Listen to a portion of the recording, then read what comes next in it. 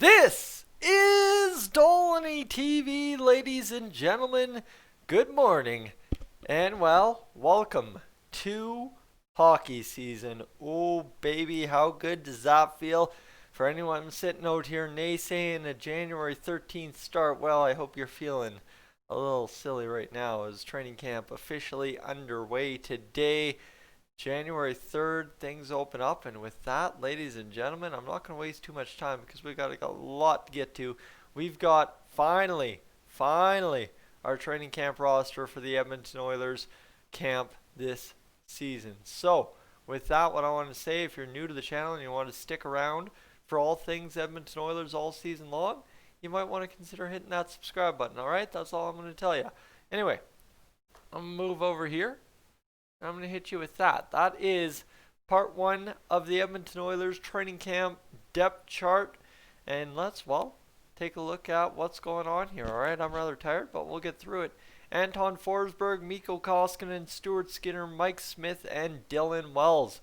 That is your goaltending duos, goaltending whatever you want to say for the Oilers this season. Obviously, play this the right way. Mikko Koskinen, Mike Smith, your NHL players. You've got Anton Forsberg as your taxi squad player. And then, of course, Stuart Skinner and Dylan Wells go back to the AHL, get ready for the season down there to start February 5th. And hopefully one of them earns a little bit of NHL time towards the end of the season when the Oilers have things secured. All right, now, defenseman, right? Like, I could spend more time on the goaltending. I really don't feel like I do. Defenseman, Tyson Barrie, Ethan Bear, who recently signed his contract, right, back before camp. Everybody all worried he wouldn't sign before things. I wasn't exactly worried about that. I was just more upset the Oilers didn't have him sign when they announced Clefbaum and what that could have led to. So anyway, Barrie, Bear, Bouchard is there. He is ready to go, wearing that number 75 for the Oilers. Caleb Jones wearing number 82. You've got Slater Cuckoo in there as well, wearing number 20 for the Oilers. William Lagesson, Adam Larson, Theodore Lundstrom, Marcus Niemelainen, Darnell Nurse, how about that? Chris Russell, and Ryan Stanton. So a total of 12 defensemen for the Oilers for this camp, and that'll allow them to go 6-on-6, 2 goalies in each net, 4 early scrimmages here at the Nate Arena for the first 4 or 5 days before they transition after the World Juniors ends back to Rogers Place in Edmonton. Now, forwards, you might say, well, how about this? Josh Archibald, Tyler Benson, Alex Chiasson, Adam Cracknell, who earned that contract with the Oilers during the first part of the offseason when we were on pause before the playoffs. Then you've got Leon Draisaitl, Tyler Ennis, Seth Griffith, who was a free agent frenzy signing. You've got Gaetan Oss, who will not be ready to go first thing, but he will probably join the team at Rogers Place as soon as they transition back there. Dominic Cahoon, the new big ticket signing for under $1 million. That's huge for us. Zach Kassian, Jujhar Khaira is still here. Ladies and gentlemen, like I said, there is a good possibility. You know what? We've talked about trading him all summer, all winter long so far, and he may very well just end up staying as an Edmonton Oiler all season long.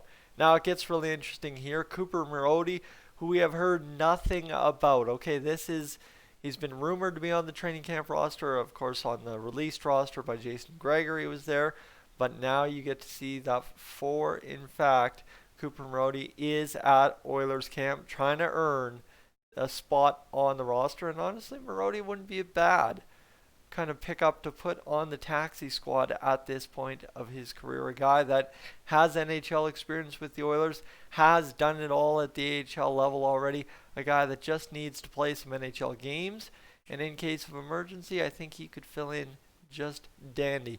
Now obviously, Conor McDavid, color me shocked that guy's on the roster, let me tell you. But yeah, he's back. I mean, I don't know why, but he's back. Right. All right. Anyway, Ryan McLeod in there on the fourth line. If you're looking at this roster, we'll get to it in a second. But Haas, Khaira, McLeod, and Devin Shaw are the 4 players competing, in my mind, for the Oilers' fourth line centerman role. to open up the NHL season. Now, 2 of them may very well stick because you're allowed still your 13th and 14th forwards. So, end of the day, you probably end up carrying 2 of the 4 and seeing who gives you what depending on the game against whoever you're playing. So, now you move on down to James Neal, who, of course, 6'3", 212 pounds coming into camp. He's a big guy. Need him to play big. Need him to play huge in terms of the offensive score sheet as well this season. Ryan Nugent Hopkins in there for the Oilers. Now officially listed as 6'0". That I don't think I've ever noticed that before. And then you've got Joachim Nygard, who's back from Europe. Done that load over there with Farjestad. Whew. A little tired, my friends. Late night last night. Yes, Puljujärvi in there, 6'4", 201 pounds for Puljujärvi. You'd like to see him pack on maybe another 10 pounds throughout the season to be a real wrecking ball in the playoffs. Alan Quine as well, 6'0", 203. Another guy that may very well factor into that center race. I don't think he factors in to the center race of the 4 guys I mentioned as much as he factors into the center race there in terms of the taxi squad. Now, Alan Quine, very well, based on his NHL experience, could be a player for the Oilers on the bench or wherever, right, in the press box or in the taxi squad. I think the ultimate unknown here is Alan Quine and what he's going to bring, because you now have Devin Shaw on PTO, and is that going to motivate him to be that much more effective for the Edmonton Oilers? Returning for yet another season, my friends, how about Patrick Russell, who is going to try and earn things with the Oilers? 45 games played last year and a total of 5 assists. Would like to see him up that if he gets in the lineup. Problem is, most people would not like to see him in the lineup or anywhere even near the lineup this year, although more than likely a taxi squad player for the Edmonton Oilers should they choose to let their youth kind of lead in terms of the roster depth.